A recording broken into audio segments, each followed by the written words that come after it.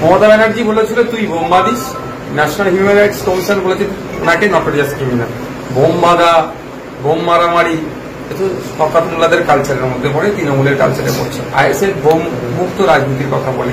সুতরাং এই তিনি যেটা বলেছেন প্রাসঙ্গিক নয়, অপ্রাসঙ্গিক কথা, তাদের সাথে যুক্ত করে এই বিষয়ে মন্তব্য করতে। ঝাড়গ্রামে যেখানে মানে বিরোধীদের অভিযোগ, তৃণমূল বলুন বিজেপি বলুন, যে আইএসএফ এর কোনো অস্তিত্ব নেই, অথচ এখানে আইএসএফ প্রার্থী দিয়েছে, তৃণমূলের অভিযোগ বিজেপিকে সুবিধা করে দেওয়ার জন্য, কি বলবেন এটা নিয়ে? দেখুন, দুটো বিষয় একটা উঠে আসে। প্রথম, যদি তৃণমূলের অভিযোগটা হচ্ছে সম্পূর্ণ ভিত্তিহীন অভিযোগ, এই অভিযোগগুলো সারবত্তা নয়।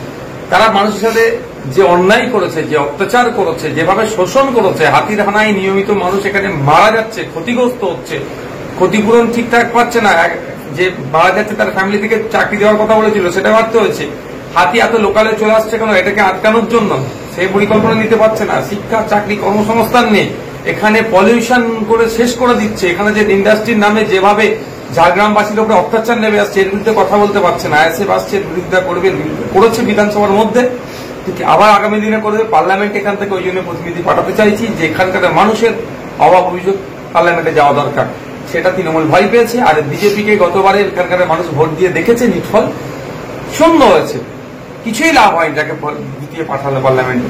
সুতরাং মানুষজন এবারে জনজাতি, উপজাতি, সংখ্যালঘু সমাজের মানুষ ঝাড়গ্রামে ঐক্যবদ্ধ হচ্ছে, আইএসএফকে ভোট দেবে।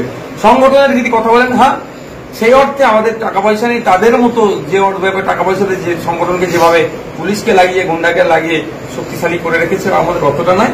কিন্তু দিনের শেষে আশা করছি যখন ভোট গণনা হবে, ইভিএম মেশিন দেখতে পাবেন, সাইলেন্ট ভোটার আমাদের কর্মী সমাজ থেকে শুরু করে, আদিবাসী সমাজ থেকে, সংখ্যালঘু মুসলিম সমাজ থেকে শুরু করে, ঝাড়গ্রাম উচ্চবর্ণ যারা আছেন, যারা অত্যাচারিত, নিপীড়িত মানুষ, আইএসএফ এর পাশে কেমন দাঁড়িয়ে ভোটটা দিয়েছে। যেখানে দেশের প্রধানমন্ত্রী বারবার বলছেন শহরে নকশালরা দেশের থ্রেট, সেখানে বিজেপি ঝাড়গ্রামে যাকে প্রার্থী করেছে তিনি অন্য ভাবধারার রাজনীতি করতেন ছাত্রাবস্থায়, ফলে জঙ্গলমহলের মানুষ আবার আতঙ্কিত, আবার কিছু পুরনো দিন ফিরে আসবে, কি বলবেন? কোনো মতেই আমি চাইবো না পুরনো দিন ফিরে আসুক। মানুষ তার স্বাধীনতা নিয়ে বেঁচে থাকুক, বাক স্বাধীনতা থেকে শুরু করে প্রতিটা স্বাধীনভাবে মানুষ বিচারণ করুক, ধর্মচারণ থেকে শুরু করে প্রত্যেকটা কাজে থাকুক। এবার যে আপনি যে একজন প্রার্থীর কথা বলেন, শুধু সেই প্রার্থী নয়, অনেকেও আছে যারা একটা সময় হয়তো অন্য ভাবধারায় বিশ্বাসী ছিল, সেটাকে সে যদি ছেড়ে, সে যদি পরিবর্তন হতে চায়, আমাদের প্রত্যেকের উচিত হবে তাকে সুযোগ দেওয়া। শুধু এখানকার প্রার্থীর কথা বলছি না, আমি এখানে প্রার্থীর আমি সুনাম বা বদনাম করছি না, কিন্তু কেউ অন্য কোনো মানুষ যদি একটা সময় কারো কথায় বা কোনোভাবে সেটা অন্য মাইন্ডে ছিল, অন্য আমাদের মতদর্শের বাইরে ছিল, সে যদি মূল স্রোতে ফিরে আসতে চাই, তাকে আমরা ছেড়ে যাবো কিভাবে? তাকে যদি আমরা সরিয়ে দিই, শুধু আবার যদি সেই জায়গায় ফিরে যাই, আমাদের জন্য একটা থ্রেট হবে। তবে যেই বিজেপি যাকে দাঁড় করাক না কেন, পরাজিত হবে, গোহারা হারবে। কারণ বিজেপিকে গতবারে ভোট দিয়ে ঝাড়গ্রামবাসী কতটা লস হয়েছে তার হারে হারে টের পাচ্ছি আমরা ঝাড়গ্রামবাসী।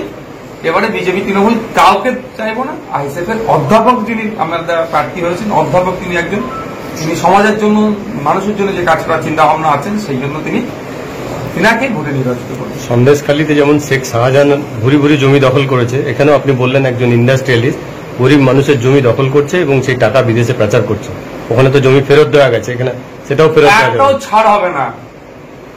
কেউ যদি ভাবে তৃণমূলের নেতাদেরকে টাকা দিয়ে ম্যানেজ করে গরিব, আদিবাসী, কর্মী, মুসলিম সমাজের মানুষের জমি লুট হচ্ছে, ভাবছে ইন্ডাস্ট্রি করে নিচ্ছে, বাউন্ডারিতে ঘিরে নিচ্ছে, কথা বললে মিথ্যা কেস দিয়ে পুলিশকে ম্যানেজ করে এরচ্ছে, কতদিন হবে? শাহজাহান সঙ্গে ভেবেছিল তার সাম্রাজ্য চালাবে, কোটি কোটি টাকা বিদেশে পাঠিয়েছে চিংড়ি মার্কেটের নামে। আর এখানে যেটা হচ্ছে, একটাও ছাড় হবে না। শুধু অপেক্ষায় আছি, মানুষজন দিচ্ছে, মানুষজনকে নিয়ে গণপ্রতিরোধ করে তুলবো গণতান্ত্রিক প্রক্রিয়াতে, আর বিচারের মাধ্যমে, আইনের মাধ্যমে বেটাদের জব্দ করব। দেশকে স্বাধীন করতে গিয়ে ঝাড়গ্রাম মানে এই অঞ্চলের বীর যোদ্ধাদের স্বাধীন আত্মবলিদানের কথা আমরা ভুলে যাইনি। তাদের আত্মত্যাগ, তাদের আত্মবলিদানের ফলে আমরা স্বাধীন দেশ পেয়েছি।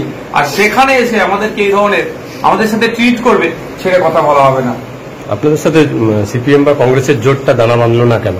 দেখুন, সদিচ্ছার অভাব, একদম বড় পার্টিদের সদিচ্ছার অভাব। দেখুন, আমরা ছোট পার্টি, আমরা কিন্তু আমাদের যেগুলো প্রার্থী করছি বা যেগুলো দিয়েছি, নিশ্চিতভাবে দেখবেন সেগুলো ভৌগোলিক অবস্থান থেকে শুরু করে কিছু কারণ আছে যে এমন এমন জায়গায় প্রার্থী দিয়েছি। ঝাড়গ্রামে দেওয়ার কারণ ওটাই তো, ঝাড়গ্রাম আমাদের কাছে বেশ কিছুদিন ধরেই খবর আছে ঝাড়গ্রামবাসী কিভাবে ডিপ্রাইভ হচ্ছে, তাদের কণ্ঠ হয়। আমি এখানকার না বিধায়ক হোক আইনসভার তথা বিধানসভার মধ্যে তুলেছি। আমরা লক্ষ্য করেছি শুধু আইনসভার বিরুদ্ধে সীমাবদ্ধ থাকলে হবে না, দেশের আইনসভার মধ্যে পাঠাতে হবে।